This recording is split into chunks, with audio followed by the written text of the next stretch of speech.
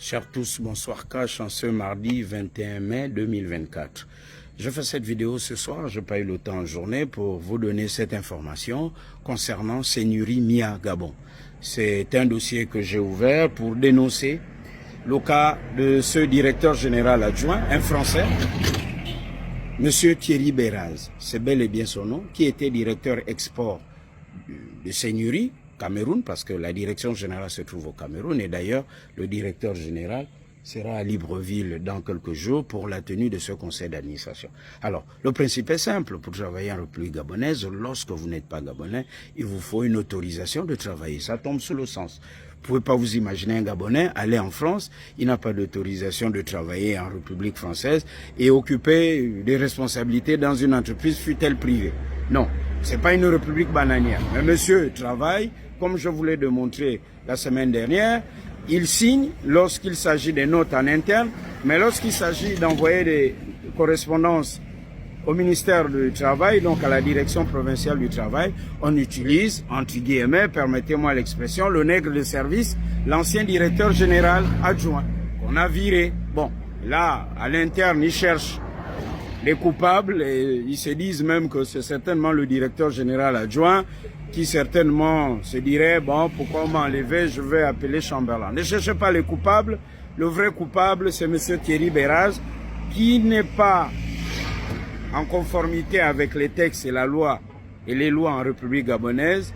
Il a certes un visa multiple entrée au Gabon parce qu'il va au Cameroun, il vient chaque week-end, comme il a été ce week-end, jusqu'à lundi, c'était la Pentecôte fériée.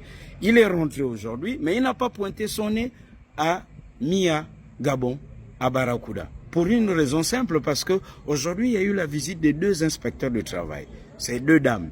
Donc c'est ceux qui lui ont filé un mot, ils disent « Ah, Monsieur Beraz, ne pointez pas votre nez ici, parce que les deux inspecteurs de travail pourraient vous poser des questions qui vont vous embarrasser. » Évidemment. Donc, il est resté là où il est resté chez lui, il ne s'est pas pointé.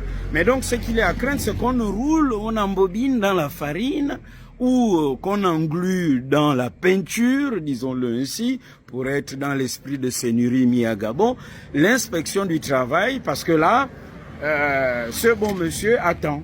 Comme c'est un poste à pourvoir, ils vont certainement embrouiller tout le monde en disant non, il n'a pas exercé, il attendait. Et comme il y a la tenue du conseil d'administration, il va être promu, confirmé. Mais pendant ce temps, il a signé, comme je vous l'ai montré avec ses correspondances. Pendant ce temps, il agit comme directeur général adjoint de Seigneurie Mia Gabon. Oh, c'est pas normal. Pourquoi ne pas mettre à ce poste un Gabonais?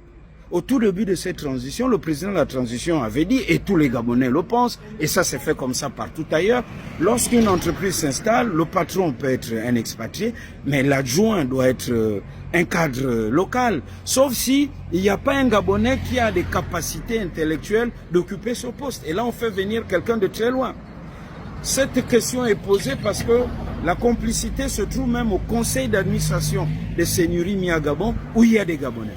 On ne peut pas éternellement et à souhait manquer de respect à un pays parce que ce pays s'appelle le Gabon. Je fais cette vidéo, ce n'est pas un acharnement contre M. Thierry Beraz, je le connais ni d'Adam ni d'Ève, et on pourrait peut-être un jour se retrouver s'il agit en toute légalité. Je dis simplement à M. Thierry Beraz, je suis Gabonais, je défends les intérêts du Gabon. Comme vous êtes Français, vous défendez les intérêts de la France. Et vive l'amitié franco-gabonaise, mais dans le respect des lois et des textes en vigueur entre les deux pays. Cash. Et évitons les raccourcis parce que certains disent oui, le président Oligui Nguema ira à Paris, il faut éviter de fâcher les Français. Non, s'il y a un Français compétent, intelligent et en règle, ben c'est un bon Français. S'il y a un Français qui est godillot, qui est corrompu, qui agit en toute illégalité, c'est pas un bon Français. C'est pas parce qu'il est Français que de facto on doit le peindre de toutes les belles peintures ou de tous les qualificatifs appréciatifs. Non, excusez du peu. Donc, nous attendons et gageons que ce conseil d'administration ne va pas valider l'invalidable. C'est-à-dire, ils vont dire non, le poste était à pourvoir, le poste était vide, on attendait maintenant qu'il y a un conseil d'administration, le temps qu'à ZAP poursuivre les procédures pour le rendre potable, pour régulariser sa situation, mais nous savons qu'il agit déjà. Et ça, ce n'est pas du tout cash. Bonsoir chez vous et à très bientôt. Et pour la suite, des cas comme ça, il y en a, mais alors là, en stock. Merci, cash.